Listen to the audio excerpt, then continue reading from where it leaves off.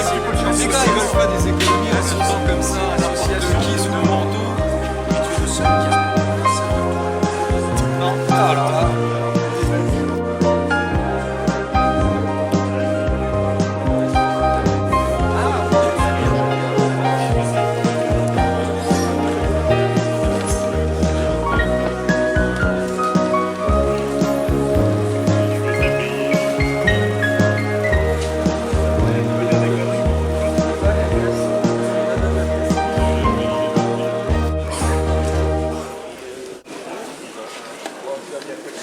C'est toi qui as créé ce festival?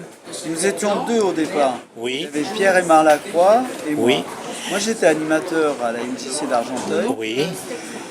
Je m'occupais du ciné-club, de la Oui. culture en général. Oui. Et un jour, un gars qui était au chômage, un ingénieur au chômage, qui s'appelait Pierre et Marc Lacroix, donc vient me voir et me dit il aimait bien le cinéma, il était collectionneur de films.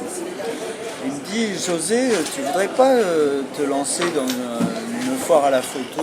Moi je vais à Deuil-la-Barre à une foire à la photo et je trouve des films, il y a quelques collectionneurs qui collectionnent des choses de cinéma. Tu voudrais pas faire ça, toi qui travailles pour la ville, dans une association? Et puis de fil en aiguille, donc j'ai réfléchi, puis je lui ai dit, je suis allé voir à Deuil-la-Barre justement la manif.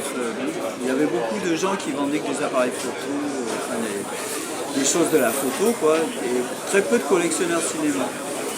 Et moi je lui ai dit, la photo ça ne m'intéresse pas en tant que telle, enfin si c'est pour vendre des appareils photo dans une foire, je ne veux pas, mais si on fait quelque chose autour du cinéma, en faisant des animations, des projections, si on ouvre à tout, que ce soit des tickets de cinéma, toutes choses assez insolites, des costumes, enfin sur une collection purement cinéma, je suis partant. Et à partir de là, on s'est renseigné, moi je me suis renseigné.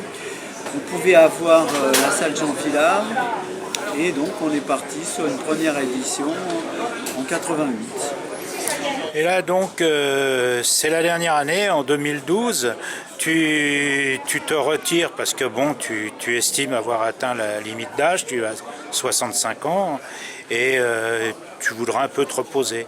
Mais ce qui est dommage, c'est que vis-à-vis de tous les aficionados de ce grand rendez-vous, tu les laisses un peu orphelins, quoi. Ah ben j'espère que non. Moi j'ai eu l'avantage d'arriver avec la pellicule, je vais partir avec la pellicule. Et nos salles d'Argenteuil là sont numérisées depuis le mois d'août. Donc bon, voilà, chaque chose a son temps. Moi j'ai eu mon temps, je pense que j'ai fait au mieux quelque chose et j'espère que je l'ai bien fait. Mais j'espère surtout que j'ai pas envie du tout de tuer mon petit bébé. J'ai envie qu'il continue à vivre. Mais moi je n'ai pas envie de continuer à l'alimenter. Mais toi, donc, à part la photo qui t'a amené peu ou prou à cette cérémonie très particulière et annuelle, t'étais déjà un peu fanat du cinéma ou pas? Ah, toujours. Toujours. Oui. Mais mon histoire avec le cinéma commence avec les bons du patronage et puis les Chaplin et le bruit de l'appareil. Ouais. Après, mon père a été projectionniste. Mon père travaillait dans une usine, mais le soir, on est famille de républicains espagnols, réfugiés en France, il fallait bien manger. Donc papa, il allait à l'usine, il sortait de l'usine, il allait au jardin, il sortait du jardin, il allait au cinéma. Et donc moi, j'ai vu des films là. Après, on a tous travaillé à LTC, tu vois. Mon frère était projectionniste à un moment donné rue Champollion, donc je me tapais tous les films de la RDC, de la rue du Champeau.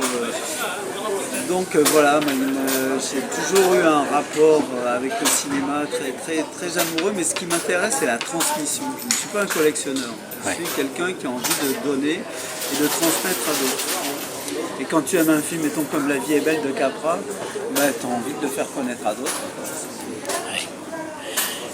Donc là, tu as décidé que c'était la dernière année pour toi, c'est un peu ton clap de fin, quoi. Oui, c'est une belle image. Moi, en même temps, je dirais, c'est ce que je dirais sur mon samedi, là, le discours officiel, Et la vie continue, le film de Kiarostami, et ben voilà, et la vie continue, donc c'est pas parce que je vais arrêter que Argenteuil doit arrêter, au contraire, j'espère bien même que ça continuera, mais avec du sang neuf et d'autres envies. Moi j'avais des envies, je les ai développées, et je pense que ça a fonctionné, mais je pense que maintenant aussi il faut que les jeunes, nos sociétés ne font plus de place aux jeunes, et ça ne va pas. Il faut que la jeunesse s'empare de ça et en fasse quelque chose.